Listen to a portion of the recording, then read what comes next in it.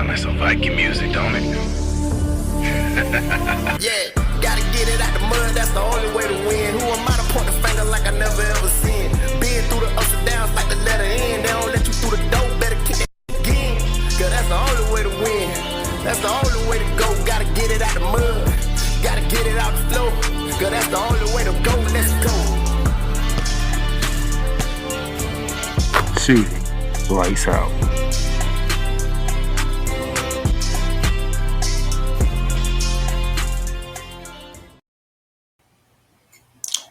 Good day, good afternoon, ladies and gentlemen. On this May 20th, 2024, welcome to Shooting Lights Out. Your boy, the Playmaker, is in the building. Conference finals are set. This is going to be fun. Got some WNBA action to get into. Gonna do a little something special with the WNBA. I'm actually going to look at some of the draft picks from the W and see how they took care on their first full week workload of being a WNBA superstar. You know, we're gonna preview the conference finals, and we're gonna recap that as well. So stay tuned. We got a good show for you on today. And to begin to show you, those of you who are faithful listeners, you already know how it is. I got to go around the hardwood.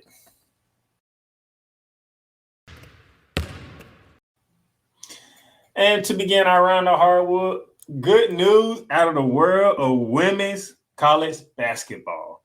It is announced that USC, led by Juju Watkins, will take on the UConn Huskies, led by Paige Becker, in a 2-game women's basketball series.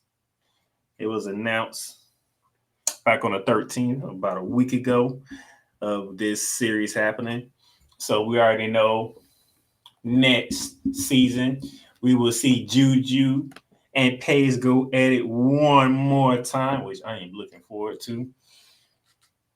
I believe the game next year will be in UConn. Yep, December. So mark the calendar. December 21st, 2024. Juju leads the USC Lady Trojans into Connecticut to take on Paige Beckers and the UConn Huskies. So I'm looking forward to that. There's no date for the 2025 season, but we do believe that Paige Beckers will be playing her last year at the UConn this upcoming season. So when the series shifts out to LA, we will not see Paige Beckers. So that would be something interesting to follow and see how things go from there. But yes, Paige Becker Juju will take place one more time in December at UConn. So that's something to look forward to.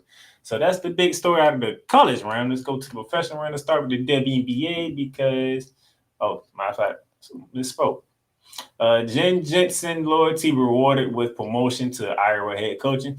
We obviously know Lisa Brewer retired after coaching 40 years altogether, I believe. Spending the last 24 years with Iowa. Obviously, the main star from Iowa was Caitlin Clark, who was obviously in the WNBA, but Lisa Brewer had a hell of a career. Couldn't pair it off with a national championship for Iowa. You know, losing to LSU last year, and then just this couple of months ago losing to South Carolina in that championship game. But 2 national championship game appearances. She had a hell of a career. Good for her. And Jen Jensen is taking over, and she's been with Lisa Brewer the whole way. So this is her time to continue what Lisa Brewer has built at Iowa, and then put her little flavor into it and see what some change she might do. All right. Now let's go to the WNBA.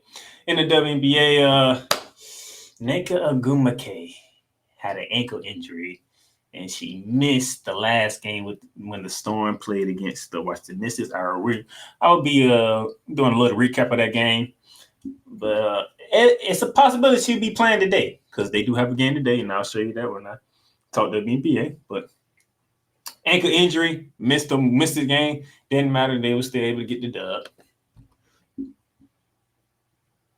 Let's go to the NBA rounds. The Bulls are adding Wes Lascelles Jr. and Dave Craig as top assistant coaches to be under Billy Donovan as the Bulls is changing up their coaching staff, not the head coach. The head coach is still there. Beard Donovan will still be the head coach, but he changing up some of his staff members, see what he can get better at and whatnot. Would it matter? We shall see, because are you gonna keep Zach LaVine? What you gonna do with DeMar Rosen?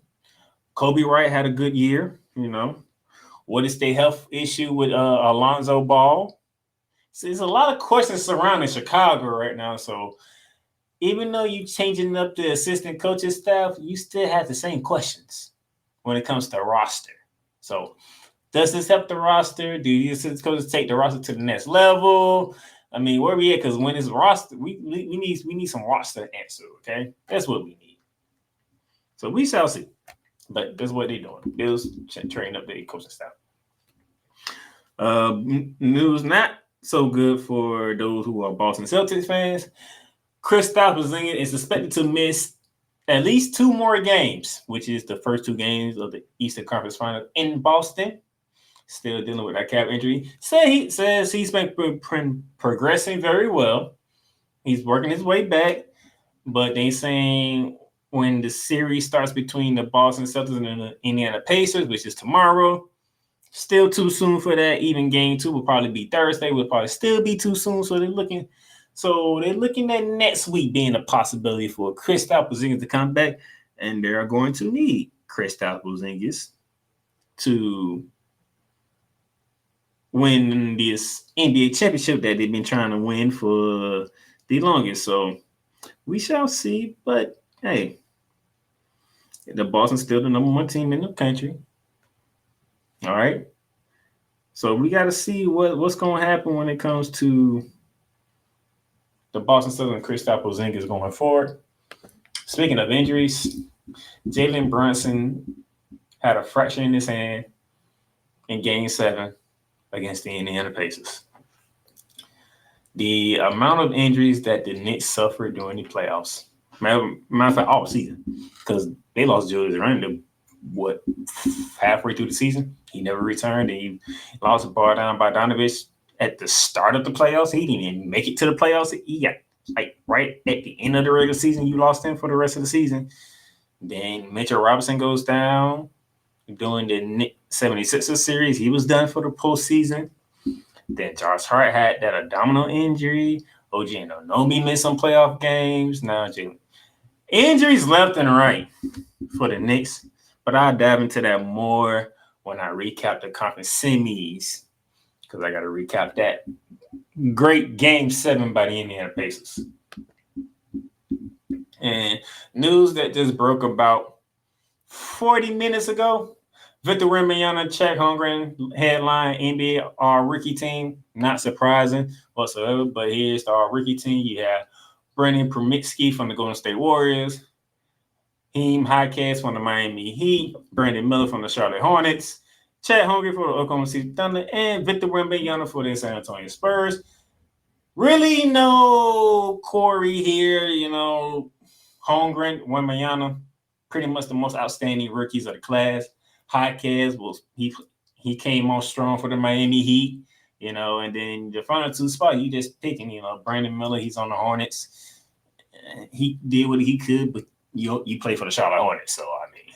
And then when Brandon Promitsky got his chance to play sub in for either Klay Thompson or Steph Curry, he played very well under Steve Kerr. And I know the Golden State Warriors were happy about how he played when the minutes that he was given and what he was allowed to do. So, congratulations to all 5 gentlemen being the all-rookie team, first team. They didn't have a chance to dive into the second and third team, but I'm pretty sure a few probably going to NBA out, ESPN out, or whatever app you use to get your news source from, your sports news source from, you'll probably see who was the second team and third team. But these 5 guys right here, Promitsky, Hicks Jr., Miller, Holmgren, and Wembanyama, all NBA rookie first team. Congratulations to you all. And that will do it for Around the Hardwood.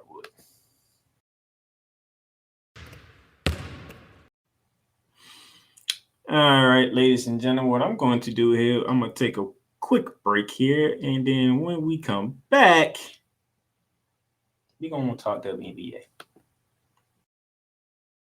Damn. in this case, yeah, you put the blame on Kyle Shanahan for apparently not preparing the team enough for the overtime rules, supposedly. Cole Johnson. Peyton was considered the winner, and he was the darling of all darlings for Gerald. With a special appearance by Tyrone Alizé McDummy. Ain't nobody calling me. Text. Delete! Join these two football enthusiasts as they give you Total Football Talk. Live every Monday at 4 p.m. Eastern, 3 p.m. Central on the Sertoba Media and the Comey Media YouTube channels.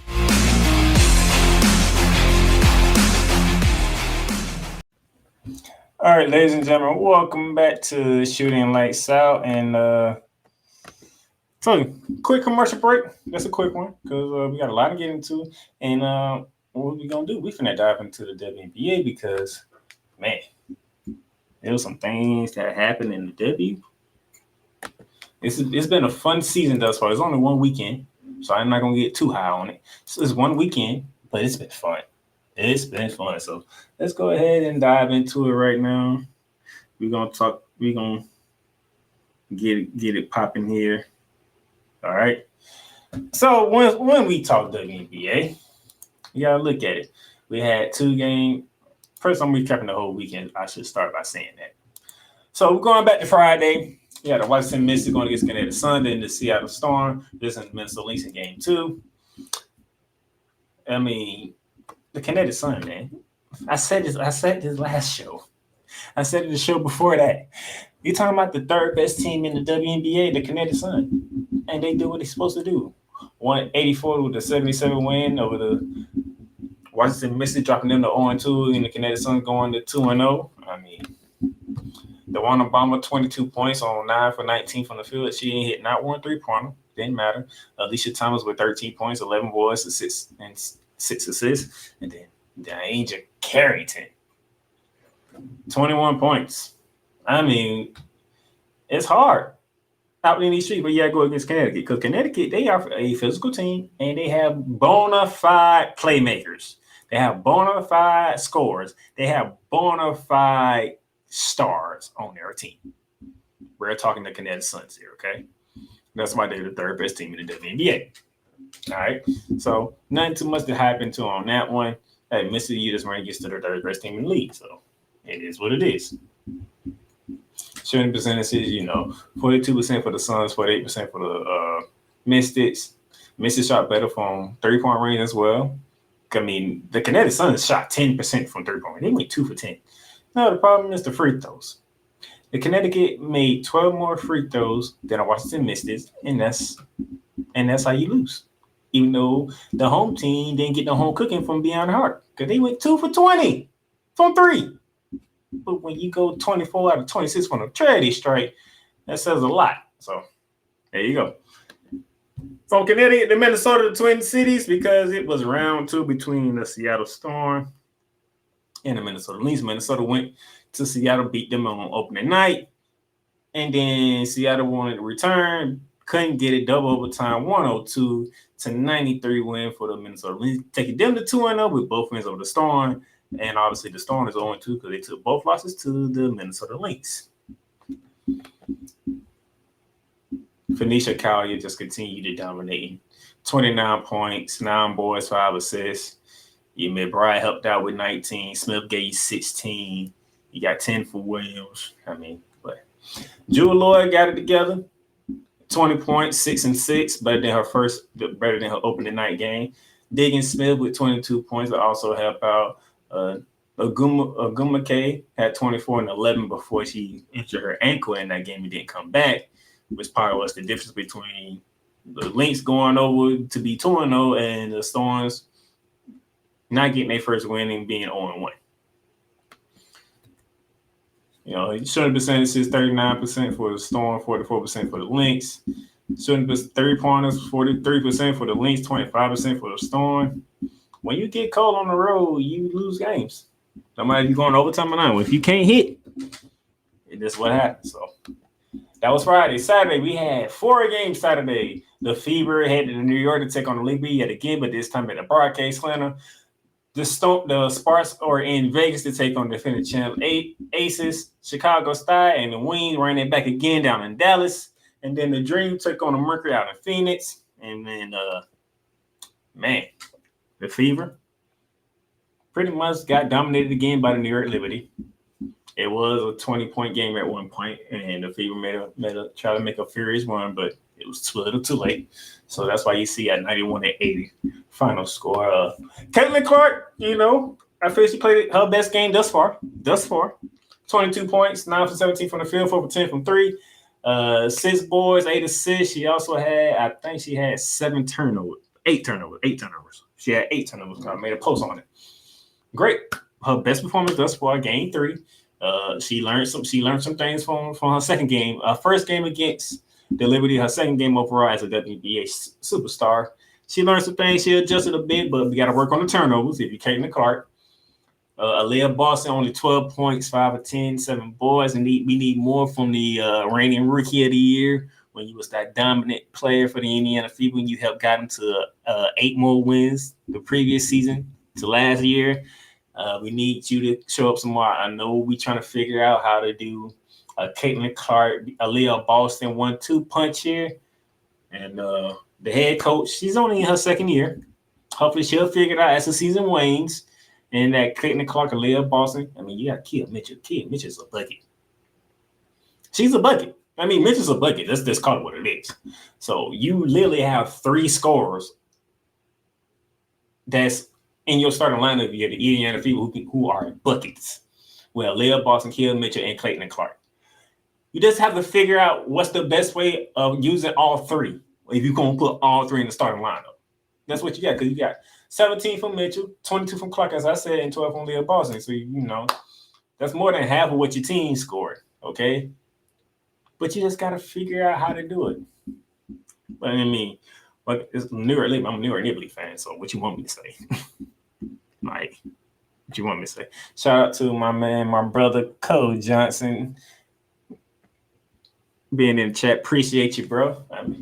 It's the New York League. What you want me to say? Stewie, 24 points. She ain't dominate the board that she did last time, but she didn't have to because Draquel did that with 14 and 12. Brianna Stewart. Not Brianna Stewart, but Sabrina Ionescu. We still haven't seen the Ionescu game yet. She only gave 12 points. One of those points was on Caitlin. 3 of those points was on Caitlin Clark when she faked past it and then just hit it. Belanger Laney, 13 points. And all 5 of my starters was in double figures, even Courtney Vandersloot with 10 points. So, hey, I'm just that, hey, it is what it is. What you got? Let's see. Cole Johnson say, talk your talk, Playmaker, have to break to record total football talk at the top of the hour. No problem. I know. I got you. Y'all have fun with that. All right, so here we go. Let's move on. Let's just move on because you see the shooting percentages here. Everything's in New York favor. So 2-0 against Caitlin Clark. It is what it is. She'll learn. It's second best team in the WNBA. What you expect? So it is what it is. That was game 1 of 4 on Saturday. Game 2 was the LA Sparks head to Vegas to take on the defending champ Aces. Very close, tight-knit game. The Sparks came to play some ball, but when you're playing against the defending champs, it's just something different. 89-82 win. As the Aces go to 2-0, Sparks drop their 1-2. But give the Sparks some time. They got 2 rookies they're trying to work in, You see Cameron Burke, only 4 points. She did get you 8 rebounds. It's a rough going for Cameron Burke, okay? Kia Nurse only 1 point, which is not like Kia Nurse at all. Lacey Brown gave you 16. And I believe Rakita had like 20. I should have wrote it down, but I didn't. Let me go. Quick research here. Let me go ahead and go back and look because I know it's in here. Because Rakita, she's working. When she comes in, she's doing what she does best and put the ball in the bucket. 13 points, 5 for 6 from the field, 2 for 2 from the 3-point range. That's with Kia Jackson. So when she comes in, she makes the most of what she does. She's a bucket. Because if you didn't see with Kia Jackson at Tennessee, you missed the girl who can get buckets. But obviously, when you got Lexi Brown, Kia Nurse, it's kind of hard to try to put Erika Jackson in the lineup. But they'll figure it out, you know. Hamby, 29 points, 9 boys. She's gonna do what she does. She's a dominant force in the inside. And those of you who've been watching WNBA, we all know that. Now, the champs, Jackie Young, 22 points, 11 assists with 6 boards. A'ja Wilson, 22 points, 10 boards. Kelsey Plum with 17 points and 5 dimes. Okay, you got Alicia Carr putting in 13. When you go against the defending champs, it's just a different level. It's just a different level. And the rookies they will figure it out in LA. They will figure it out. They have a nice lineup. They have pieces that can come off the bench and put in some work for you. But right now, they have to figure some things out. It's gonna take time. And plus, they got Zaya Cook too. And Zaya Cook is a floor general who can turn into a bucket scorer when she needs to. Remember her at South Carolina? She can do the things that you need from a point guard position. But like I said, when you got Kia Nurse, Lexi Brown, it's kind of hard to try to figure out who to roll with. Man, the Sparks got a hell of guards, all right? I mean, the Sparks got hella guards. If they ever figure out the right combination with their guards, the Sparks would be something to deal with. But they have to figure out the right combination of their guards, okay? Right now, you sticking with your veterans with Lexi Brown and Kia Nurse. Now, at some point, I would love to see with Kia Jackson in that lineup. Zaya Cook in that lineup. And then once Cameron Brett finds her footing to go along with Hamby, that's gonna be an interesting front court too with them two. Okay, because even though Cameron Brink is not doing it well on the offensive end, she's getting some blocks. I got the stats for you, and I'll put it to you later when I get to the end of the segment when we check on all our top rookies here. But hey, the champs are the champs, man. The champs gonna do what they need to do. Even though you see the Sparks shot over 50% from the field, they shot 35% from 3, 60% from the line. That's kind of, you can't do that. When you have the champs, they're going 42% from the field, 42% from 3, and 87.5% from the free throw line. Yeah, the champs are the champs. They're gonna do what they need to do. They're gonna take care of business. And when you make the mistakes, they're gonna capitalize on it. That's what the champs do. Okay, game 3 takes us to Dallas, right back to Dallas. We're going to run this right back between the Chicago Sky and the Dallas Wings. Dallas Wings won the first meeting. Owike Gumawale went in, okay? And she pretty much went in again with 35 points, 9 for 28 from the field. 35 points on 28 shots is a little iffy. 6 for 14 from 3. She had 5 boards, though. Outside of that, what were the rest of the Wings at? Somebody tell me, where are the rest of the Wings at? Because y'all put up 74 points. Almost half of them came from one person. That's Agumawale. She scored 35. So the rest of the team, the 11 players, or how many players shared the court? There's 12 players on the team, but how many players? I don't know how many players took the court. But the rest of y'all could only put up 39. 39.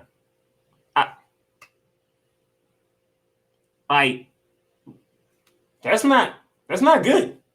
And then Chicago Sky, every starter scored in double figures, including Angel Reese. Angel Reese gave you 11 points with 9 boards. Williams, 12 and 10. DeShield, 16. Okay.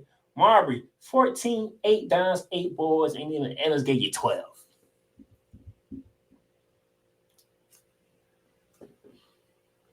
So if you take Ogumawale out the way from the Wings, the 5 starters of the Chicago Sky outscored the rest of the Dallas Wings. We talking about 11 players here. Outscored by 5 players. I mean, congrats. They split the series, so it's 1-1. That's why both teams are 1-1.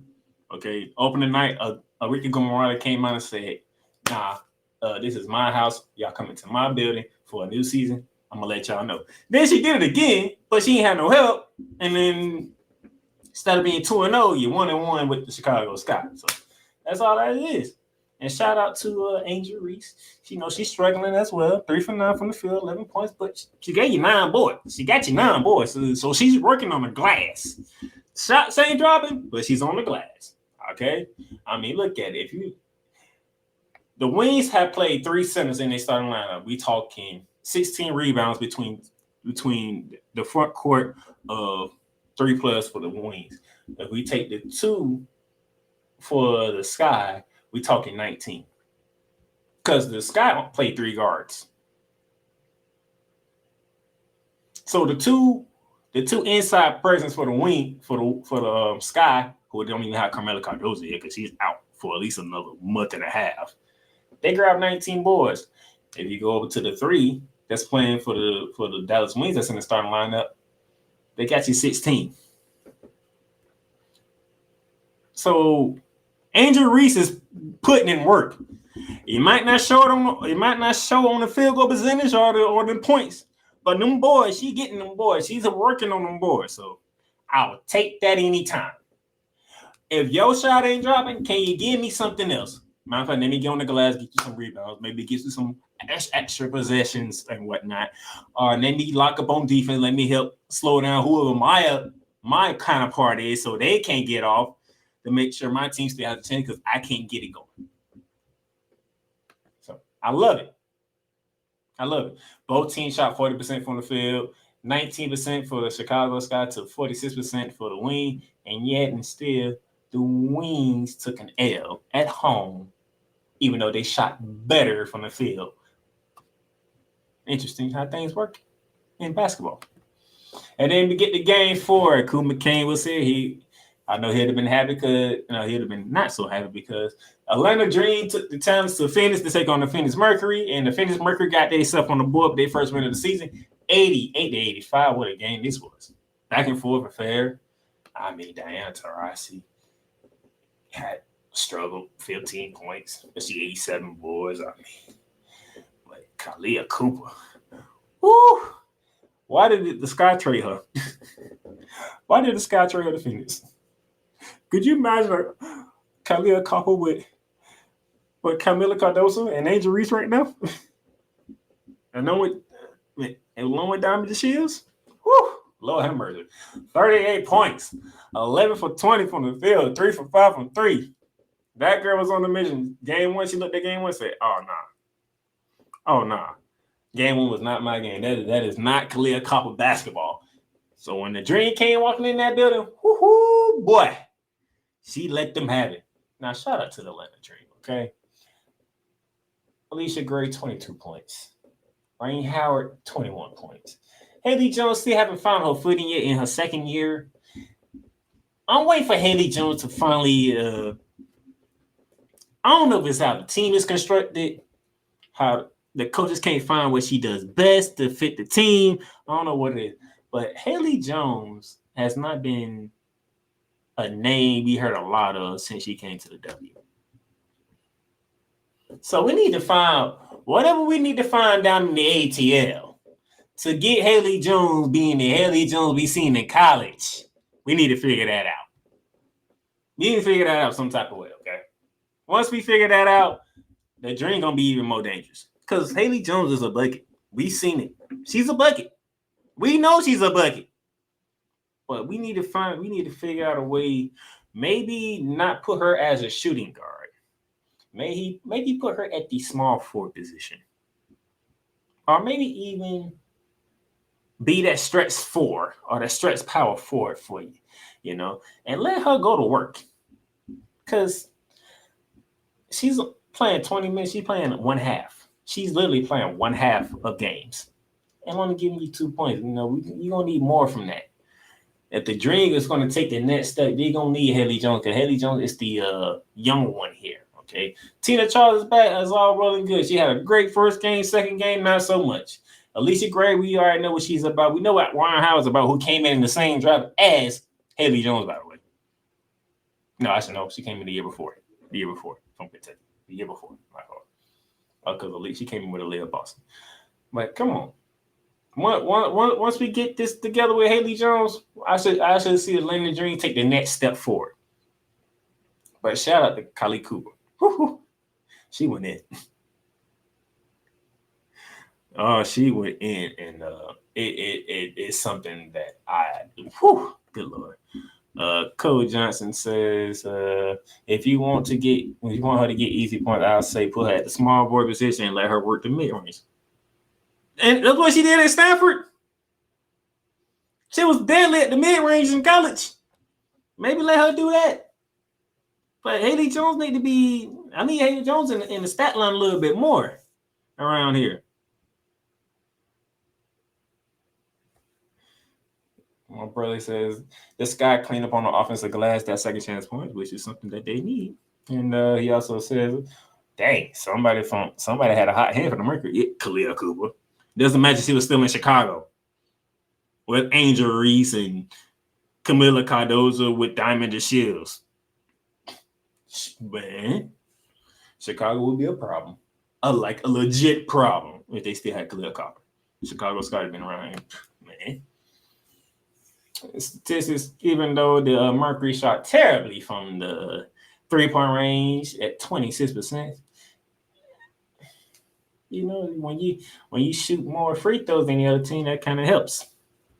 So that was Saturday, and we had one game on Sunday. On yesterday, Storm was visiting the Washington Mystics, and man, when you lose to talented players that the Mystics lose.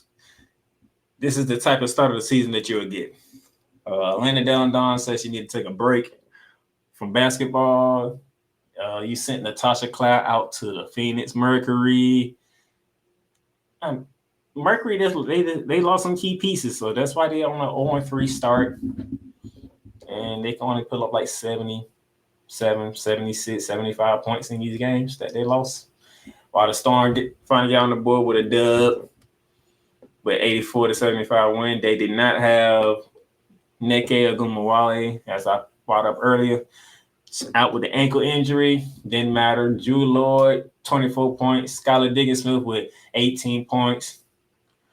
Morgan Bottom with 15 points, 14 boards, man in the middle like she does best. And it's just the Mystics, they main stars are not there no more. Like Atlanta Dellen Dawn, she's taking a break, and then you ship Natasha Cloud to Phoenix. Well, she don't have to worry about scoring. That's why you got Diana Taurasi, you got Khalil Cooper. So Natasha Cloud can do what she do best and just lock up whoever the best players on the other side. Because Natasha Cloud is a hell of a defender. Who you have left? I know you got Arita Atkins, who gave you 19 points, but she needs help. I mean, Aaliyah Edwards is on the team. She's starting as a rookie, so she's been thrown to the fire as well. So she's trying to learn the WNBA way as well as the rest of the rookie class. Like, if you're a Mystics fan, this might be a season that you just got to take as it goes because you lost a lot. I mean, you really lost a lot, and there's no making ground for it, right? The rest of the WNBA pretty much got belted. Like, look at Drew Lloyd has Skylar Diggins-Smith now, and she had Nike Ogumawale to help her with the scoring. Drew Lloyd don't have to go for 38, 40 a game this year. She can deviate up now and then pick her moments to kill you on the court. Because she don't have to do it all by herself like she had to do last year, which was ridiculous. She was averaging 35 points a game. I'm looking at this girl going back and forth with Arika Ogumake for the wings and dropping 40 apiece. And then another game, she dropping 38 against the reigning defending champs and the Aces, even though they took an L because that's all who they had was Drew Lloyd. They don't have to worry about that. But once they figured out with Nike and Skylar, the Storm could be a problem once they figure it out. But for Washington, Take it how it goes, because y'all don't have the star power now. Y'all don't have y'all lost a lot within 2 players.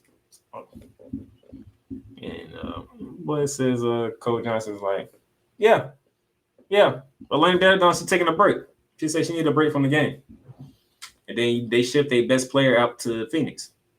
So that's why the misses are 0-3. And yeah, I don't see no bright light at the tunnel as of right now. It could continue to fall. So that's the recap of the weekend for the WNBA.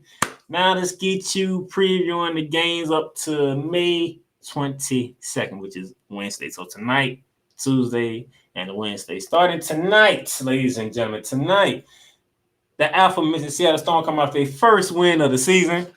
Now they got to take on my New York Liberty down at the Barclays Center. We'll see if Nike Agumake will be ready for this game, because they're going to need her. We talking Stewie. We talking Condra Jones. We talking. Still waiting on Sabrina to finally show up this season. We're only 3 games in. Game 4. Can we see a Sabrina Nescu sighting, please? When she's going off and she's dropping 20 on you. But Brianna Story is on a mission. I like Angel Wizard is for the Aces. Dry Jones don't have her games. Her first game of the season went against the Washington Mystics when she went in. But Elijah Naney doing her thing. She's getting better and better on the offensive end, and we know what she is defensively. You seen what she did to Clayton Clark. She's been locking Clayton Clark up. But we'll see. That's game 1. Both games are at 7 p.m. One game was the Storm and Liberty on ESPN 3. But on ESPN tonight, game 2 between the Kinetic Suns and the Indiana Fever. Denasia Carrington gets the matchup with Clayton Clark for another time. Now, Clayton Clark, like I said earlier, she played better this go around.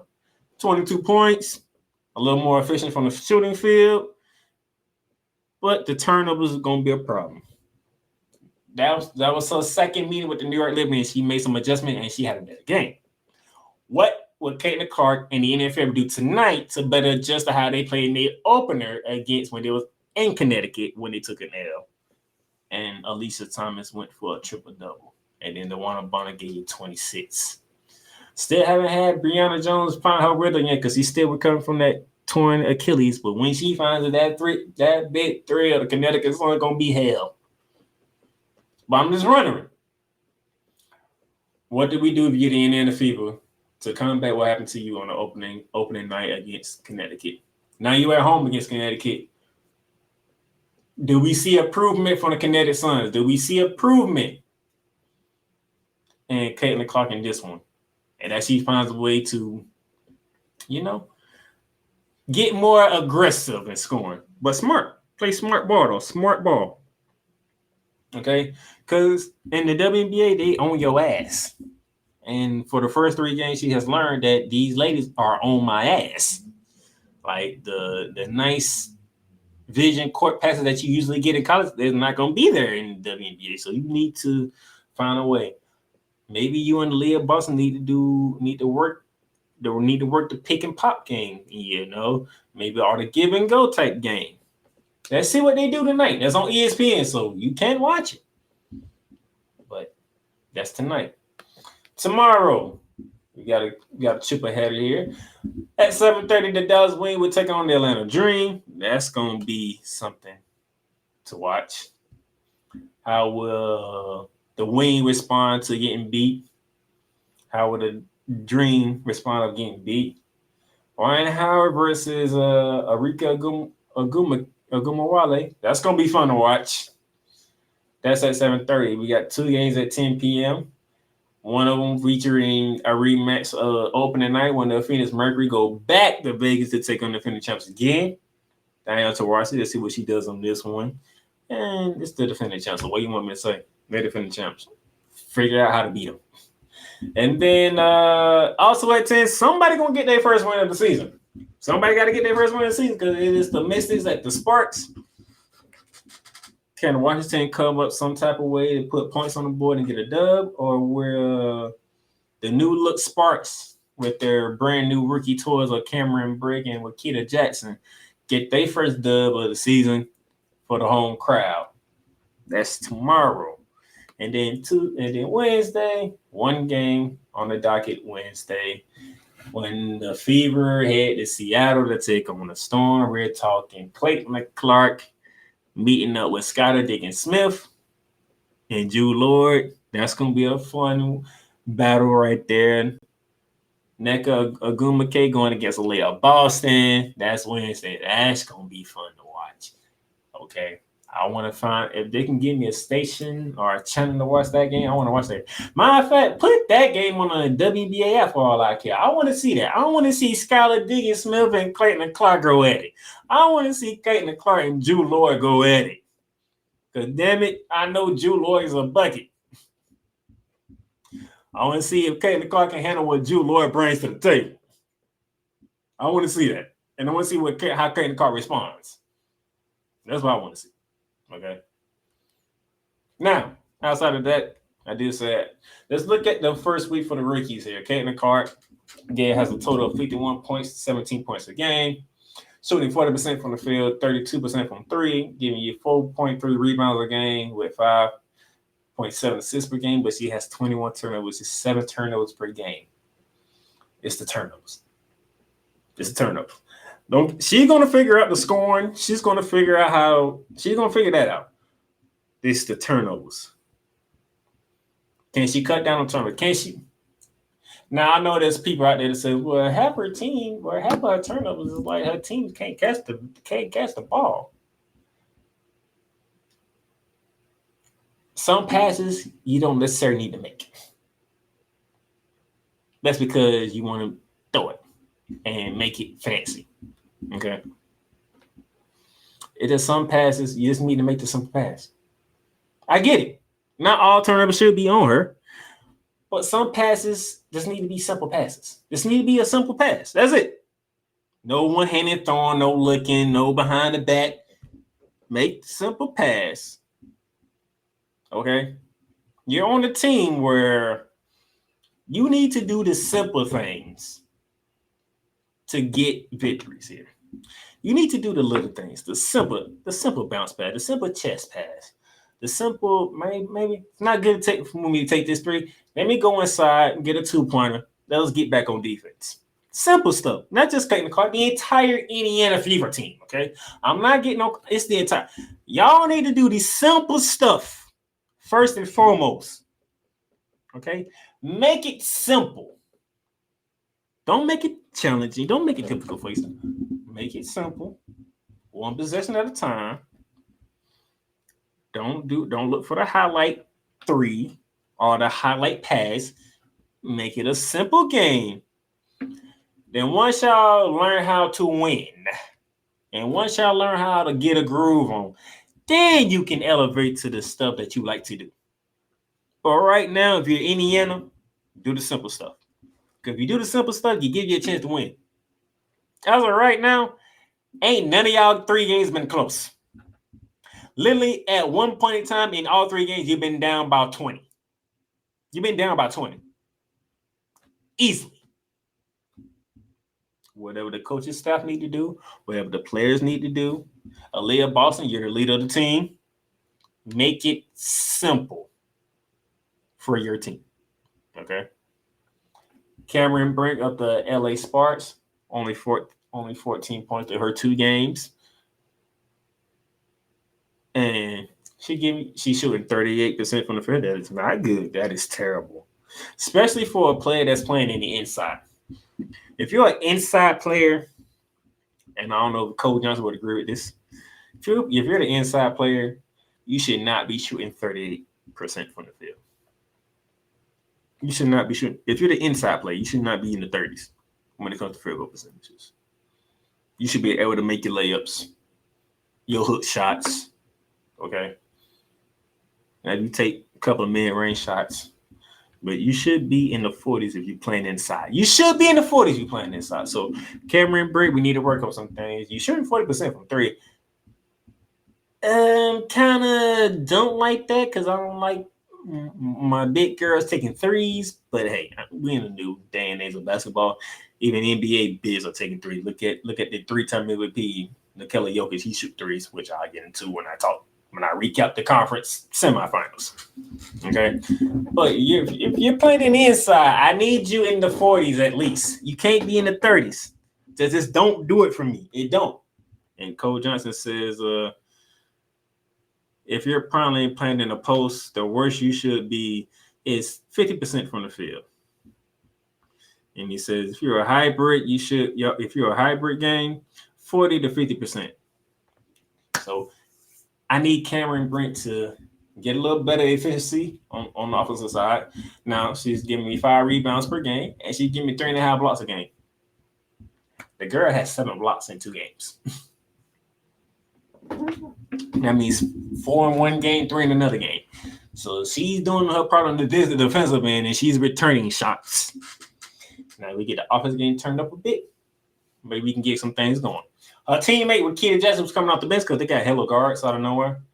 20 points in her first 2 games. They're giving me 10 points a game. Shooting 50% from the field, 50% for 3. That's all I need. Because that's what Keita Jackson. That's what Keita Jackson to me from Tennessee. Because if you making half your shots from the field and half of them is coming from 3-point range, I have no problem whatsoever. The problem is you got hella guards. You got damn near 4 damn guards you can play. Find out the rotation. Find out the perfect rotation and go from there. And also find a way to get Cameron Brett going on the inside as well. What Coach Johnson said, the coaching staff has to encourage Brett to eat more on the inside. You got to do something.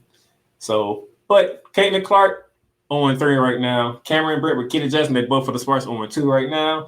And then we get to Angel Reese. She's giving me 11.5 points per game, shooting 34% from the field. As same thing with Cameron Brett, Angel Reese. I don't need you playing the inside and being in the low 30s. I need you in the 40s. Okay, and particularly, and I found this stat alarming. She's shooting 46.7% from the charity stripe. Angel Reese, get your ass in that damn gym. Work on your damn free throws. Because the one thing about it, if you ain't hitting free throws in the professional league, it's a problem. You're a professional now. I need you hitting your free throws. You got to hit your free throws. Because guess what? As the season wanes on, and these teams know that you can't hit free throws, guess what they're gonna do? Oh, we're gonna send Angel Reese to the line. That's what we're gonna do. She can't hit. I know all you have talked about, you have dominated that all the things you went through in college and how people made you the villain when it comes to Caitlin Clark and all this stuff. I'm telling you right now, if you can't hit your free throws, they will put you on the line on purpose because they know Chicago can't win if Angel Reese can't hit free throws. All right? Diamond, this shit is going to need help. Camila Cardoso, when she comes back from her shoulder injury, it's going to take her a minute to get acclimated with the WNBA type of game. So, Angel Reese, I need you to make your free throws. You got to make your free throws. Now, outside of that, you're giving me 8.5 rebounds a game. Love it. I absolutely love it. You're struggling from the field. I get it. But your free throws should not be. Your free throws shouldn't even be in the 50s. Maybe I'll take the 60 because you're a rookie. I'll take the 60% free throw percentage because you're a rookie. But you're not even there. You're in the 45. You're in the 45%, 46 percentile. That's not good. As much as I want to get on you about your field goal percentage, which is 34, not even 35%, that free throw percentage is alarming. Okay, that free throw percentage is more alarming than the field goal percentage. So Angel Reese needs you working on the free throws. Okay, got to work on the free throws. Please work on the free throws. Cole Johnson says the same goes for Reese. Angel should be able to find her way to dominate the paint, and if she is that way from the free throw line, we'll be hitting Hacker Angel. I'm just telling you, that's what is going to happen with. If the team know you can't hit free throws, oh yeah, we're gonna send you to the line. Like, and as you see on the bottom of the screen, Camila Cardoso is still out with a shoulder injury. She hasn't stepped foot on the WNBA court yet. So we gotta wait for the shot towers to finally be whole, but they ain't whole right now. But that's what I have when it comes to the WNBA. Rookies are struggling, which is expected. This is what they need to work on. Caitlin Clark, she gonna get her points. When she starts learning, she showed me when she played New York the second time, okay, this is how they played me the first time. This is probably what I can do to make it more better for myself and the team. Still can't have a turnover. You have 21 turnovers in 3 games. That is 7 turnovers a game. So Caitlin Clark has to work on not turning the ball over. Cameron Brick, Angel Reese got to work on dominating the inside. Angel Reese need to work on free throws. And Rakita Jackson, just do what you've been doing, Rakita, because you was a walking bucket. Okay? You showing 50% in the limited time that you got in the 2 games that you played, from not only from the field, from 3 as well. So Rakita, you keep doing what you're doing, all right? And Aaliyah Edwards, who's not on the screen, Aaliyah Edwards, you're in a situation where you might go through the most growth pains than anybody because Washington is decimated star power and production. So we shall see. But I'll let them girls do what they gotta do and let them figure it out going from there. So that's it for the WNBA. When we come back, we gotta recap the conference semis because now the conference finals are set. Let's talk NBA when we get back. The largest egg producer finds bird flu in chickens at a Texas plant. Weather. Devastating tornadoes rip through the heart of the United States. Inspiration. A breast cancer survivor completed the journey of chemotherapy and now begins a future one of matrimony or sports. Michael Jordan is shown on a photo with Diddy. LeBron James has a video extolling the virtues of a Diddy party. This has been yet another Beating a Dead Horse presentation. We got you covered. BS3 Network proudly presents The Morning Shift with Cole Johnson. Live every weekday morning beginning April 29th at 8 a.m. Eastern, 7 a.m. Central.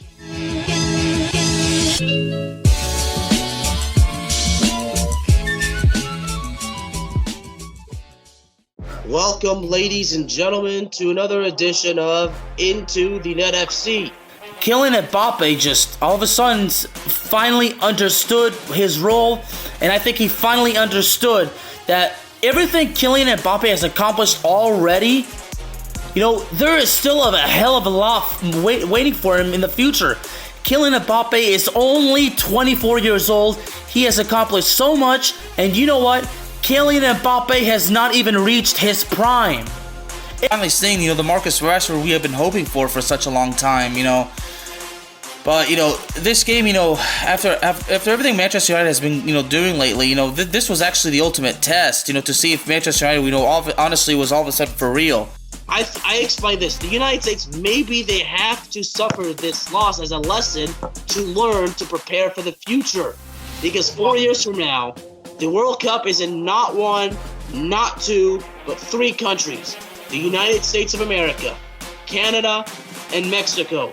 Into the Net FC is available on all streaming platforms, including Spotify, Apple Podcasts, Google Podcasts, Amazon Music, and YouTube.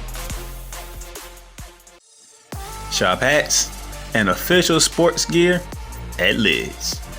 Liz is the leader and #1 destination for hats, gears, and everything that moves you, making it the perfect shop for fans to find official sports hats, merchandise, and gear.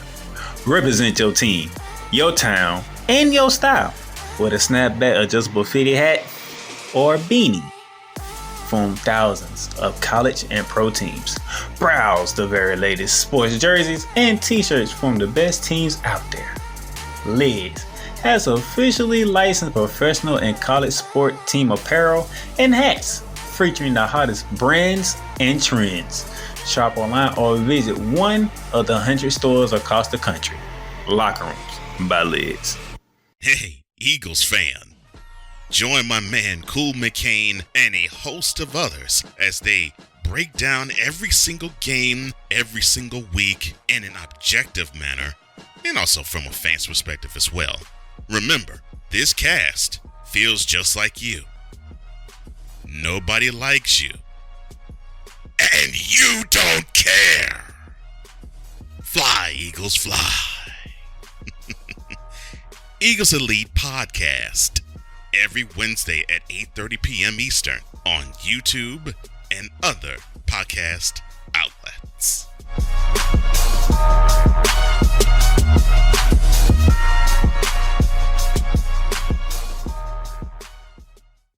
Poppy J. You got the option to cry for the government. You got the option to protest. You got the option to keep buying, but this is also an option.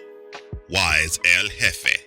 We're the first tech geeks. We're the first gamers. We're the first everything.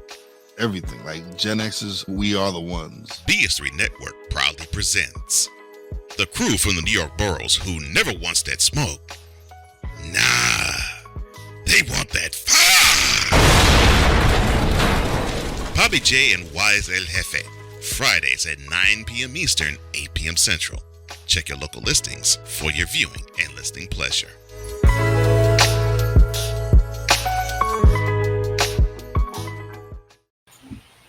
All right, ladies and gentlemen, welcome back to Shooting Lights Out. And real quick, as you can see, those who've been watching, and we are sponsored by Fanatics, Paramount Plus, and Live. Excuse me. Right now, today only, 25% off site-wide with Fanatics. Promo code SUMMER. That is promo code SUMMER. 25% off site-wide on your orders with Fanatics. On the Live side, you get free shipping on any order in the United States that are over $24. So if you stay in the United States and you have an order that's over $24, you get free shipping, okay? So log up on your sports merch because it's a great time to be a sports fan. This is where we're going to run through the rest of the playoffs on the NHL and NBA side. You got your baseball going on. You're going to have your tennis coming up. Wimbledon. I can't wait for Wimbledon. I am a Wimbledon fan. And then before you know it, August get here and it's football season. So follow the ticket down below, but the ticket got everything that you need, the information and stuff, and click the link right in the show descriptions and whatnot. Now, NBA Conference Semifinals are done. So we got to talk about it. First thing we're going to talk about, we're going to the West. Top seed goes down, Royal finish in the Big D. Those of you who don't know, we are talking the Oklahoma City Thunder and the Dallas Mavericks in Game 6 of the Western Conference Semifinals. Can the Oklahoma City Thunder, the number one team in the West, make it a Game 7 back at home? Or will the Dallas Mavericks get back to the Western Conference Finals for the second time in 3 years? The Dallas Mavericks. 117 to 116. What a game this was. OKC came out strong. They came out strong. Okay. They had a 16-point lead at halftime, but the Mavericks would not go down quietly at home. What can you say? Derrick Jones Jr. with 22 points. Kyrie Irving with 22 points. Luka Doncic with a 29-point triple-double with 10 and 10. Man, it was a game. You're down on OKC side. Chad Holmgren finally showed up with 21 points. Jalen Williams put in 22 points. You got 11 each from Luke Doy and Isaiah Joe. And then that man that people say that should have been MVP instead of Luka Doncic, that man, Shai Gilgeous-Alexander, gave you 36 with 8 dimes. But man, the Dallas Mavericks wanted it more. Or did they? Because there was a little controversial stuff happening at the end. And you see the shooting performances, the team statistics here. 51% for the Mavs, 48% for the Thunder, and whatnot. But here's the question. Foul or no foul? As the Oklahoma City Thunder were up 1 at the time, where P.J. Washington caught the ball in the corner, and Shai Gilgeous-Alexander blocks the shot. But after he blocks the shot, gets P.J. on the arm, the refs called a foul, which sent P.J. to the Washington for 3 free throws. He makes the first one to tie the game.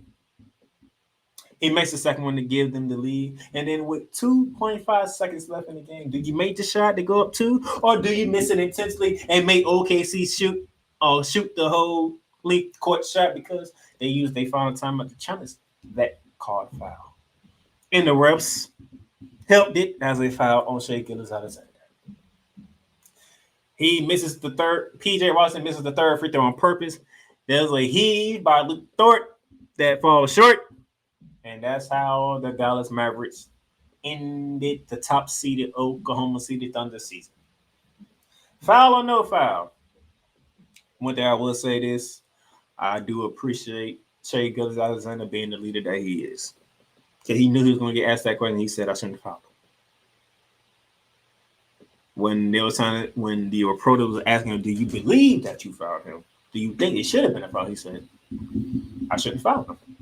The refs looked at it, they reviewed it, and they held it a foul. Now, to me, if he was being truthful and honest, he would say he didn't foul him. But Shai's one of the upstanding guys, and he said, hey, they called a foul, means I fouled him. Whether he like it or not, whether we like it or not. They called a foul. You can say it's a foul. Now that I looked at it several times, to me, he blocked the shot first. He had all ball. It's the fact that I think what happened is the fact that PJ Washington still had the ball, even though it got blocked, is part of the reason why they called the foul. That's my only explanation for them calling the foul, is because even though Shai blocked it, it was still in Washington's hands. So when his arm went from the ball to PJ's arm, that's when they called a foul. That's my only explanation of why they called a foul. Because to me, he blocked the shot. He literally is a clean block to start it. He clearly blocked the shot. It was straight ball. But from the ball to PJ Washington's arm became a foul. That's how that went. So, what can I say? Man, Cole Johnson says SGA has what it takes to become one of the stars in the NBA. He does. That man was dropping 30 a game in the playoffs. His first ever playoff run, and he's dropping 30 a game. He's going 36, 38, 30, 32, 34. I'm like, man, this dude is a bucket. So, but hey. The Mavs move on to the Western Conference Finals for the second time in 3 years.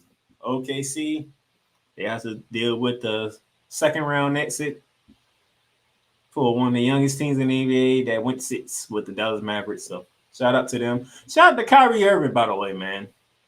This is a good moment to give Kyrie Irving love because ever since he came to Dallas, you haven't heard Kyrie's name in the headlines. You haven't heard Kyrie's name much of anywhere. He comes to work, does what he can do. He might have an off night. He'll have a spectacular night. Even he'll have an in-between night. But what he is doing for the Dallas Mavericks, being I think the only guy on the team that actually won the championship, he's doing a very good job leading, okay? And not trying to be the spotlight. He doesn't mind Luka getting the spotlight. He didn't mind PJ Washington coming aboard and doing his thing, what he has done in these playoffs. Kyrie has been a model citizen off the court and has been a great leader on the court. So shout out to Kyrie Irving doing his thing. But yep, that doesn't matter. Move on. And then we go to game 7s. Pace and health ruled the series, stunning it. For those of you who don't know where I'm going, let's go to the world's most famous arena, Madison Square Garden, where the New York Knicks took on the Indiana Pacers in Game 7, winner-take-all game. The Knicks took 1-10 in Game 6. Let's get into that first, because here we go. As you can see here, Indiana 116-103 over the Knicks. Knicks had a lead at one point in time after the first quarter, and it was all Indiana from there. You know, Tibbs got his boys out of there quick, fast, in a hurry. Nobody played 40 minutes in Game 6 for the New York Knicks, getting ready for Game 7 at home. And production scoring all around for the Indiana Pacers.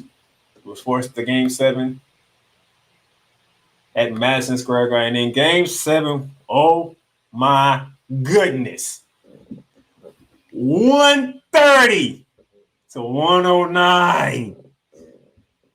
The Pacers set a record for most points in the Game 7 quarter when they dropped 39 in the opening quarter. 39-27 to open the quarter. The shooting display by the Indiana Pacers ruled the day in this one. Now, granted, New York, all the injuries in the world. You don't have Julius Randle for the entire playoffs, along with Bogdan Bogdanovic. So that's 2 guys out right there. During the Sixers series in the first round, you lose Mitchell Robinson. That's another body down.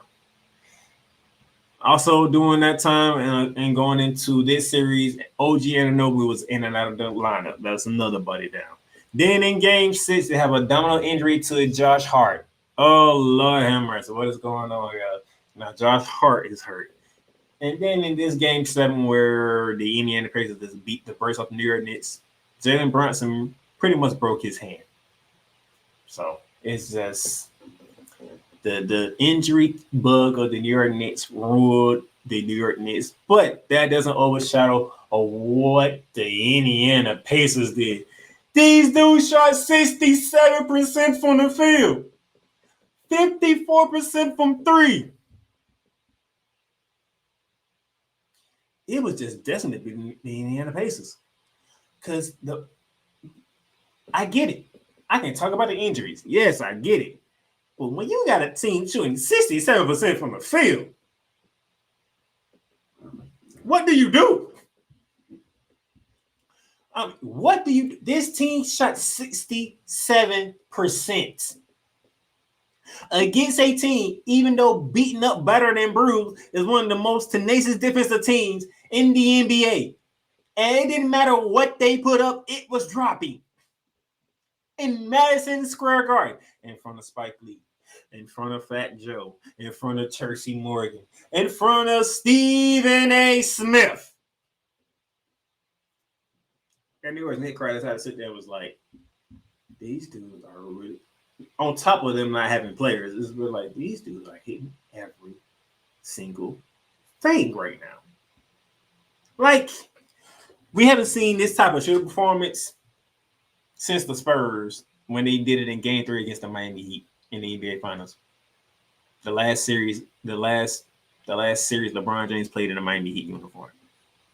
When they just shot the ball so ridiculously at home in San Antonio, you just knew like San Antonio was going to win this series. It was just like that. It's like, yeah, this is a done deal because San Antonio can't miss a damn thing. That had to be the feeling in Madison Square Garden. Like, dude, Indiana is hitting every damn thing. Like, they ain't missing nothing. Like, that's an NBA record of shooting performance in the Game 7. To shoot 67%. It's an NBA record for a Game 7. And then, on top of that, you hit more than half of your three-pointers. So not only you smashing them on the three-point line, you smashing them overall. It's just, I mean, you feel for New York because they ran out of bodies. And while they run out of bodies, Indiana just hitting every damn thing they throw up. So it's like, well, damn, you getting hit from both sides. One side, you don't have players, and the other side, the other team is scoring at will on you. And you known for defense. It's like, bro, tip your cat to the Indiana Pacers because, dude, even if they had bodies, a shooting performance like that is ridiculous. Like, you can have a healthy team. If both teams are healthy and one team is shooting 67%, there's still nothing you can do. Because, like, it's like, well, what more can I do? Like, hands in the face, we're right there. They just drop it. Like, bro. What now? Now, obviously, some of those were open shots because how the play was set up.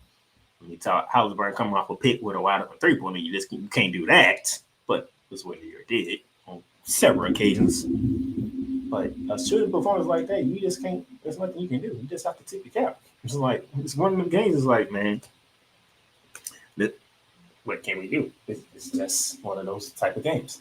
So shout out to the Indiana Pacers, man. You make it to the Eastern Conference Finals where you be facing the Boston Celtics, who've been waiting for a very long time to find out who they're going to play because this series actually went 7. And speaking of going 7, the road will strike again. Champs dethroned in the Mile High. Minnesota Timberwolves, Denver Nuggets in the final game of the NBA Conference Semifinals. Will the champs continue to move on? Obviously, they didn't because Minnesota has done something that hasn't been done. 98-90 was the final score in Minnesota Timberwolves' favor. After getting thoroughly thumped in the first half, I mean, dude, they were down 15 at halftime. And then the second half put the clamps down on the Nuggets. Outscored the Nuggets 60-37 in the second half and overcome a 20-point deficit in the third quarter. 20-point deficit in the third quarter. I'm just looking at it and it's just crazy how Anthony Edwards didn't have the best game. 16 points on 6 for 24 shooting, 2 for 10 from 3-point range, but he gave you 7 dimes, he gave you 8 boards. Mike Conley with 10 points with 8 boards. Karl Anthony Towns, 23 points with 12 boards. Rudy Gobert, 13 points with 9 boards. And Jaden McDaniels, 23 points with 6 boards. It's just an all-around effort by the Minnesota Timberwolves, even when your superstar ain't got it going on in the scoring bucket. Everybody else picked him up. And not only did everybody else pick him up, he picked himself up too because he said, hey, if I ain't scoring, my teammates are on fire, so I'll give you 7 dimes. And guess what? Just because my shot ain't going doesn't mean I don't need to hit the glass. I give you 8 boards. That's what I'm talking about from a superstar. Damn it, my shot ain't going, but I can get you some rebounds and I can throw you some dimes. Either way, we're going to find a way to get over this. We're going to find a way to win this damn game. I don't care. I am shooting terrible. My shot ain't on, okay? But here's 7 dimes still. Here's 8 rebounds still. Let's get it popping. And then on the Denver Nuggets side, where, oh boy, on the Nuggets side. Cool McCain, if you're watching, I'm sorry, but I have to do this.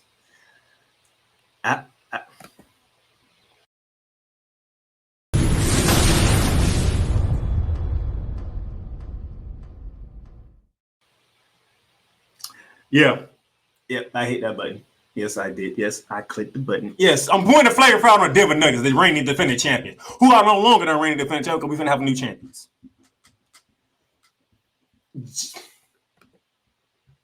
You look at the Denver Nuggets side. You see what I got highlighted. Michael Porter Jr., 3 for 12, 1 for 6 from 3, gave me 9 boards, Bonner gave me 7 points.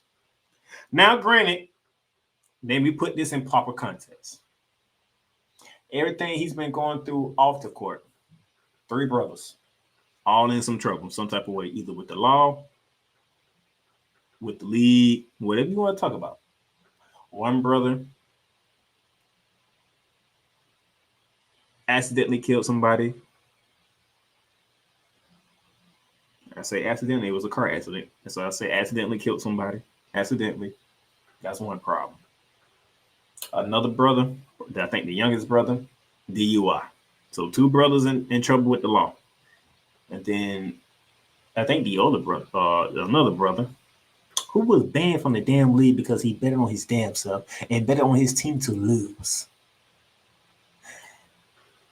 If y'all don't remember, go back into when we did the flagrant foul on Jonte Porter. Because that dude there, I have no idea what to say about him. That's why he got banned from the league. So maybe all the adversity on the outside finally caught up with Michael Porter on the court. So I want to put this in proper perspective that he might have the emotional part of the emotional adrenaline that he was getting from everything happened with his brothers finally ran out on him. And he couldn't perform. Because he performed hell of a way against the Lakers. He was torching the Lakers. And they had no answer. Minnesota was a different animal. And he couldn't get off. And then you look at the dynamic duo of Nikola Jokic, the 3-time MVP, And Jamal Murray. Nikola Jokic 13 for 28, 2 for 10 from 3. 19 boards, 7 dimes, 34 assists. 34 points. Question for the Joker. Why is you taking 10 threes? That's questionable. That is my main question. Why are you taking 10 threes? Why? Like, why are you taking 10 threes? You had a 20-point lead, and it turned into a 30-point swing because Minnesota ended up going up by 10. Why are you taking 10 threes, Joker? Why? When your damage is done on the inside, being a playmaker when teams try to W, or being a scorer when somebody try to go at you one-on-one. So why are you taking 10 threes? That's like my question for you, okay? You taking 10 threes. Like, get your big ass in the paint and do what you do best. Work that foot, make defenders try to guess where you finna go with the ball, and make them look stupid. That's how you got to your third MVP. That's what I want to know. Okay? You're the reigning league MVP, and you're taking 10 threes in a game 7. No, we don't need you taking 10 threes in a game 7. Half of those shots should be somewhere in the paint. So instead of you being 13 for 28, maybe you're 18 for 33. And we may have a different conversation here. Just a thought. I don't know if Kuma K gonna agree with me or not, but hell, I'll find out later. I'll be seeing him in about 2 hours from now.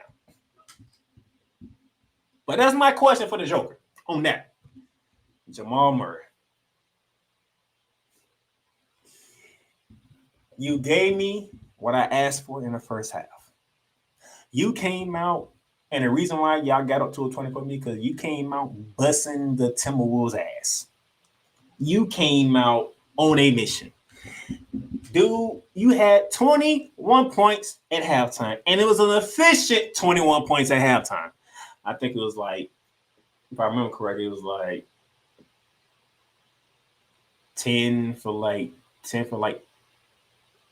16, 15, something like that. And you was like 3 for like 7 from 3-point range from the first half stats.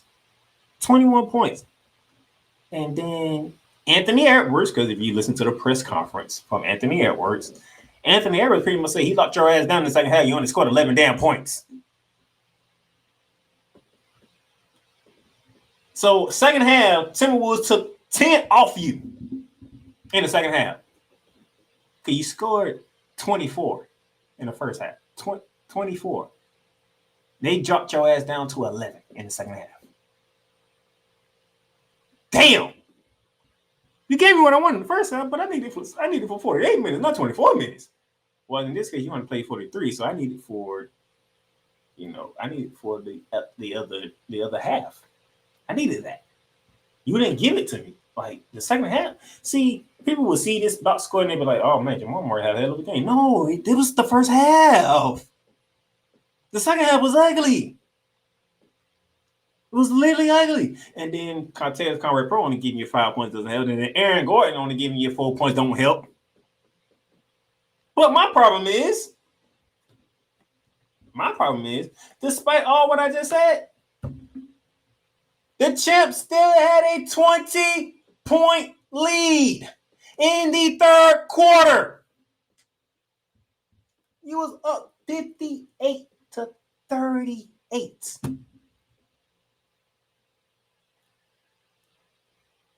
A minute and some change into the second half, you have a 20-point lead.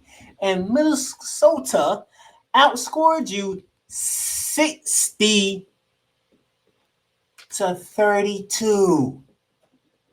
60-32 in a 23-minute span, which is the rest of the third quarter and all of the fourth quarter. If you take 11 minutes and you add 12 minutes, which is the whole quarter, you get 23 minutes. And those 23 minutes, Minnesota outscored you 60-32. You're the home team. How does that happen? Explain that to me. A 20-point lead blown by the reigning defending champs in their own damn building. In their own building. In a game freaking 7. I'm sorry, but you have to get this flagrant foul because that is the most fragrant thing I've seen these playoffs thus far.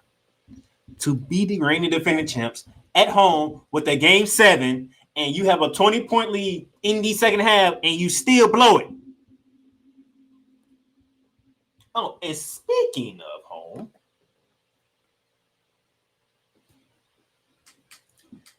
we were told it's hard to play in Denver. It's hard to win in Denver. And then you got the team to play well. Because one, it's hard in Denver because of the altitude. Secondly, not only is it hard because of the altitude, second, you got the reigning defending champions who showed you if you come in our house, you can't win. Minnesota beat y'all ass 3 times in your own building. That's why I put up the home not so sweet home for the champs. Because Minnesota won this series because they beat you in Ball Arena in Denver, Colorado 3 times. They only won 1 game at home. 1. They won 1 game in their own damn building. Minnesota, who is the team that has to win a road game to win a series, they won 3. What the hell? Denver Nuggets, Mike Malone, what the hell happened to the home cooking? What happened? Y'all made me and a lot of people look like assholes and dummies because we said, I don't know how y'all gonna beat Denver in Denver. Like, to show me how y'all gonna beat Denver 4 times. Well, Minnesota just did. Hey, go into the Mile High City and punch them in their goddamn mouth. That's what you do. You go in there and you punch them in their mouth because guess what? 106-99, game 1 out the gate with that. Okay. Well, they won world win, so all right, let's see if Denver gonna come back and feel good. No, game 2, 106-80. Locked your ass down in game 2. They let your ass down more in game 2 than they did in game 1. Then you have people like Charles Barkley, Stephen A. Smith, and other faces on special networks that work never off. I mean, these are still the champs, right? I mean, I don't think they're just gonna lay down and be done with. And then you take your ass down up to Minnesota to the Twin Cities, and you got both games in Minnesota to come back 2-2. You defended home court in game 5, and then game 6, which everybody knows very well, you got your ass handed to you by 45. At one point, you was down 50. And the way Joker looked there, everybody thought, okay, the Joker gonna mean some business here. And then game 7 happened. And you had a 20-point lead, and you got your ass whooped by a run of 60-32 by the Minnesota Timberwolves without Anthony Edwards having a spectacular game, which I thought he was going to go for 40. I said Joe was going to go for it. I was wrong on both accounts. The one thing I got right was Jamal Murray showing up, but he only showed up for the damn first half. This made me look all wrong. This made me all wrong on all accounts. And the Minnesota Timberwolves beat your ass 3 times in Denver. But what the mother freaking heck? Damn, Denver. And listening to Inside the NBA, Ernie Johnson gave a stat that said this is the 6th time a defending champion has lost game 7 at home. Defending champion losing at home in the game 7. This is the 6th time that has happened. You have become the 6th defending champion team to lose at home in the game 7. Not only that, you're the 6th defending champion team who won the championship and can't make it back to the conference finals after winning the championship. So for another year in a row, we'll have a new defending champions because the Denver Nuggets failed to do the things that they supposed to have done to begin with in the first place, which is 1, defend home court, and then defend a 20-point lead, which is like 20-point leads don't even matter no more in the NBA, which is the most ridiculous thing that I have seen in this new era of basketball. A team can be up 20 in the second freaking half and still get their ass beat. It is remarkable. This is really, really remarkable.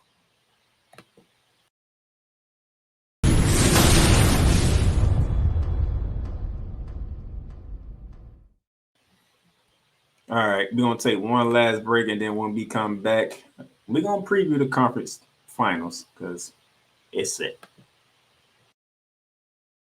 I love you morons. New Kids on the Block, New Edition. Dear whatever the law firm is. Sincerely, the U.S. Supreme Court. Ben Affleck, Matt Damon. Go yourself again, Jason Whitlock.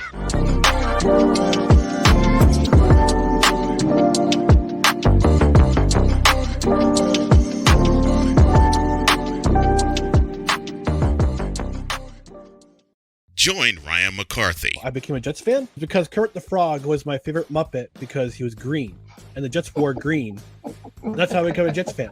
and Dustin Henry ESPN is cashing all in on let's pay a few personalities and we'll just kind of fill in the gaps. as they walk you through all of the world of sports from their perspective. The Albany Empire, it's a literal circus. No credentials required. Where, Ryan, say the tag. Where you don't need a press pass to talk sports. Every Monday at 8 p.m. Eastern, 7 p.m. Central. On YouTube and where you can find all podcasts. WWE Shop is your online source for all things WWE. Be a part of the excitement and score wrestling gear for big events like WrestleMania or SummerSlam. From current superstars to legends, from Raw to SmackDown to NXT. Don't miss this chance to shop for the most awesome WWE merch. Shop for the best deals as well as WWE gift cards and save big on your favorite items.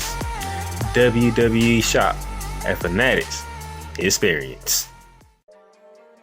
Cool McCain. You thought you wanted Gunther against Chad Gable, but you didn't. And I'm going to tell you why. Chad Gable would take everything that Gunther's done and bury it. The Playmaker. It was on site. AJ Styles walked out there seeing LA like, oh, okay, then LA Knight hopped out the car, let's go. Break down everything in TNA, AEW, and all of the WWE programming.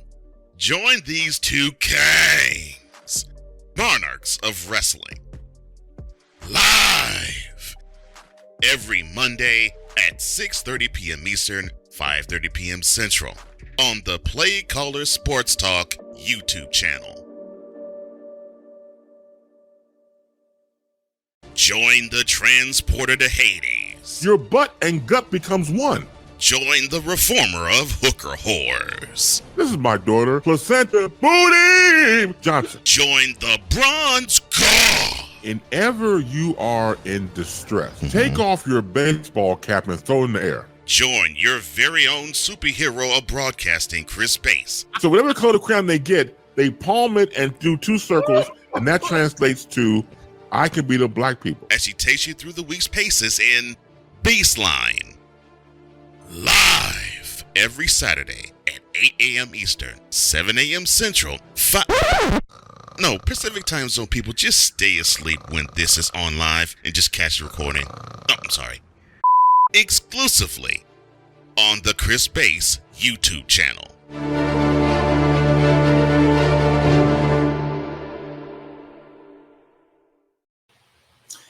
All right, ladies and gentlemen, welcome back to Shooting the Lights Out here.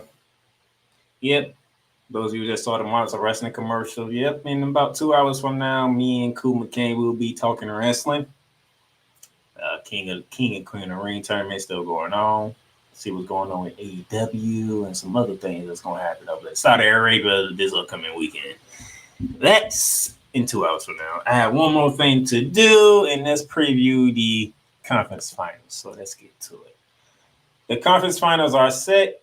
Let's begin in the East, where it will be the Indiana Pacers taking on the Boston Celtics exclusively on the networks of ESPN, ESPN2, and ABC. All right.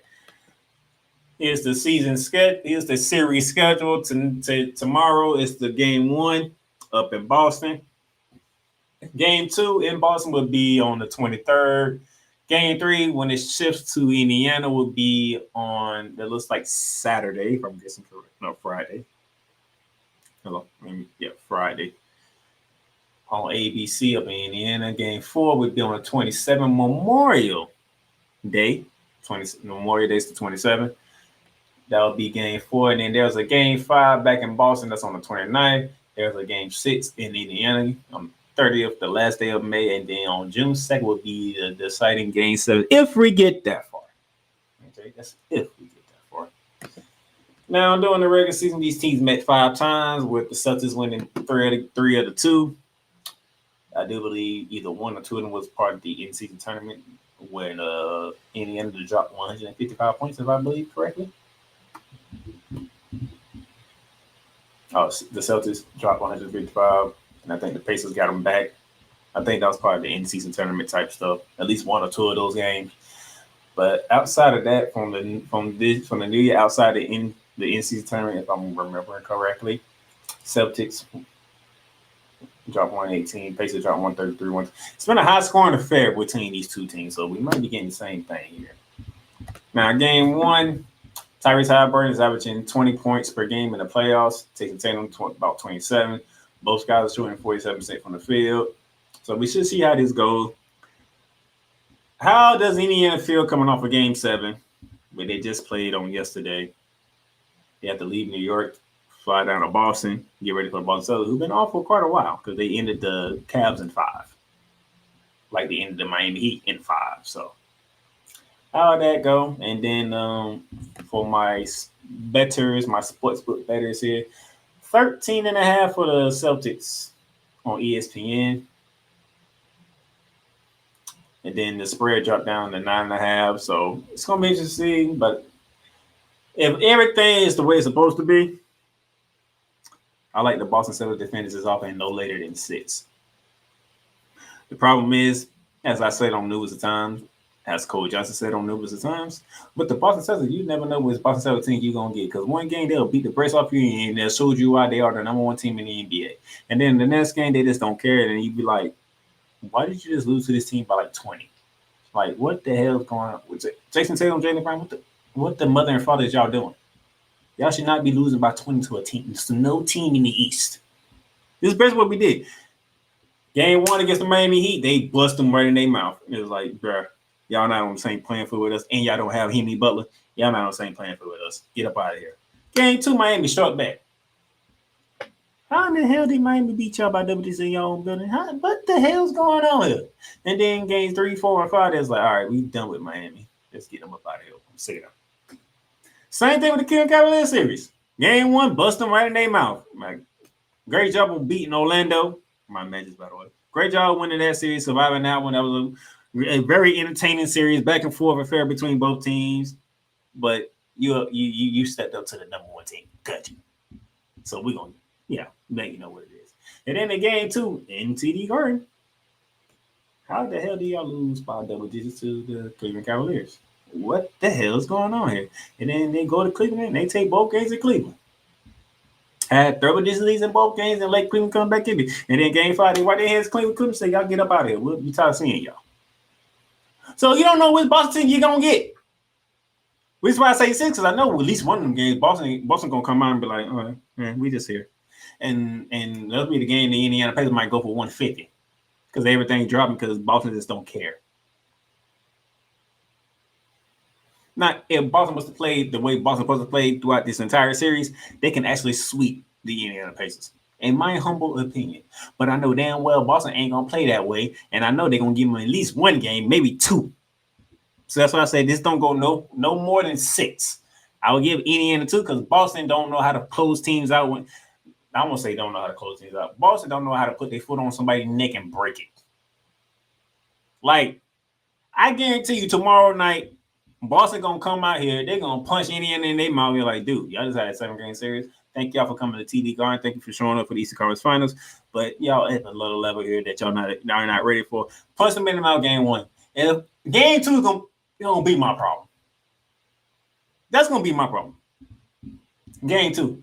If Boston going to come out in game 2 and bust them in their mouth again, or they going to do what they did with the Miami Heat and the Cleveland Cavaliers, and we're going to go to Indiana tie 1-1. Because we go to Indiana, Boston up 2-0, they done. Indiana's done.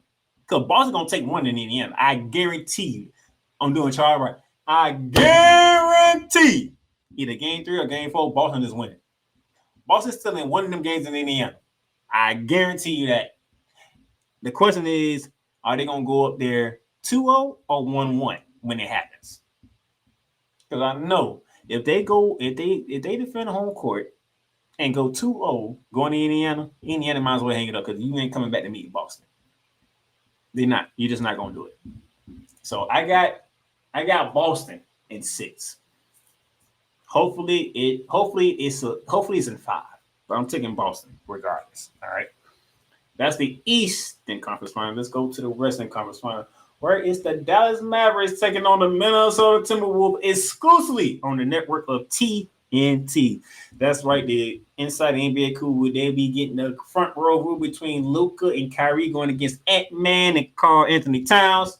That should be a fun one. You got one of the most prolific defensive teams in the Minnesota Timberwolves going against a dynamic duo of Kyrie Irving and Luka Doncic, and then you got PJ Washington stepping up as the third man for the Dallas Mavericks.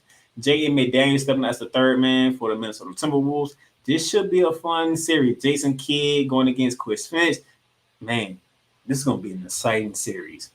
This series could go 7. It depends on how players play. It depends on if Anthony Edwards is ready. I'm not gonna say he's not ready for the stage, but it's a question. Can Anthony Edwards be ready for this stage? Because this is a higher stage now. This is the Western Conference Finals. Like, it's only one game per day between the Eastern Conference and the Western Conference. You got a Eastern Conference tomorrow, then Wednesday is the Western Conference, which means, let me show you the season schedule. Wednesday, we get it popping on the 22nd. Game 2 will be on the 24th. The 26th will be game 3 down in Dallas, along with game 4 on the 28th. And then if we get a game 5, which I damn sure believe we will get a game 5, that's on May 30th in Minnesota. Game 6, which I do believe we're going to get a game 6. The 1st of June, and then if there's a game 7, which I'm hoping for a game 7, that's June 3rd. Okay. Now, the Minnesota Timberwolves took 3 out of 4 from the Dallas Mavericks. The only one that Matt was able to win was at home on January 7th, 115 and 108. Outside of that, Minnesota has been whooping that ass. So this is going to be an interesting series, though, because I want to see. I don't believe Anthony Edwards is afraid of the spotlight because he went against the champions. He beat them 3 times at home, 3 times in their own building. So I believe Anthony Edwards should be ready. Is Karl Anthony Towns ready for this? Is Rudy Gobert ready for this? Karl Anthony Towns ready to go Gobert. They in a situation they have never been before. They've never been to a conference finals. Okay, so they don't even know what it's like. But now you're dealing with a team who's been there. They've been there twice in 3 years. This is their second time in 3 years being there. Luka Doncic has been there before. Okay, he's trying to get past this stage. Kyrie Irving, he is an NBA champion. Everybody forget. Everybody forget that it was him who hit that clutch shot against Steph Curry, not LeBron James, when the Cavs came back from 3-1. But we giving the whole awards to LeBron James. I mean, when LeBron James did go for a 40-point triple-double, Kyrie Irving also had 40 in the same game. Okay. I mean, let's remind people that Kyrie Irving is a champion here, and he did help. Okay, LeBron didn't carry him; he did help. Just saying. So this is what Minnesota got to deal with. You got PJ Washington, who's gaining confidence in his ability to play the game. Derek Lively, the second, when he gets his playing time, he's got confidence when he comes in. This is going to be a very, very fun series on the West. All right. You got Luka Doncic giving you 33.9, basically 34 points per game on 48% shooting. You got Ant-Man Anthony Edwards, 26 points per game with 46% shooting. This is going to be a series like I have ever seen before. I'm going to enjoy every single game this year. That's what I want to say. I want Minneapolis, Minnesota, June 3rd, game 7. And I want to see who want to go to the NBA Finals more. I want to see who wants to go to the NBA Finals more. All right, I'm like the Pacers. I'm gonna give you 2. I don't even want to give you 2 because if Boston played the way Boston's supposed to play, you ain't even gonna make it back to Indiana for a game. Okay? Because if the Boston Celtics do what I think they're gonna do, it's one trip to Indiana. That's games 3 and 4, and we go back to Boston if necessary, and we're going to be done with it. Like I said, you need one trip down in Miami. They went down to Miami to games 3 and 4, went back on to Boston and finished it off. Same thing with Cleveland. One trip to Cleveland, games 3 and 4, came back to Boston, finished them all. Do the same damn thing if you're the Boston Celtics. But for this series, I want 7. Ooh, I want 7 so bad because I want to see Ant-Man in a game 7 against Luka Doncic in a game 7. I already know what Kyrie Irving can do in the game 7. He did it against the Golden State Warriors in the NBA Finals, if people forgot. That clutch shot over Steph Curry, that was a game 7. That was game 7.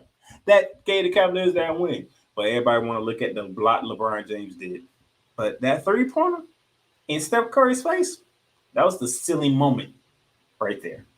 So I want a game 7. And then once these series are done, the NBA Finals. I did this last week, not last episode, the episode before that. Here's the final schedule. The finals start June 6th.